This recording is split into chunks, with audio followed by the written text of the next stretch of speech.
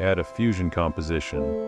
Add it to the timeline. Go to Fusion, add a background, and connect it to Media Out. Set Alpha to 0. Add Media. Connect it to an image plane 3D node, and then to Render 3D. Connect Render 3D to the background. Connect a Camera 3D to the image plane 3D node in the camera settings. Set the focal length to 90 mm. Go to the Camera 3D node. In the Transform section, enable Use Target and move the focus to the starting point of the animation.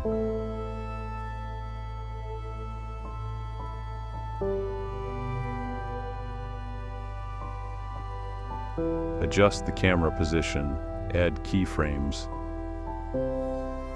Go to the end of the clip and change the camera position.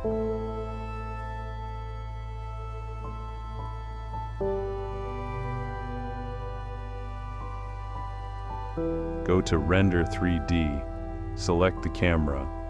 Set the render type to Hardware Render. Enable Accumulation Effect. Set the blur to 0.005. Return to Camera 3D and adjust the focal plane. Repeat the same process for the remaining footage.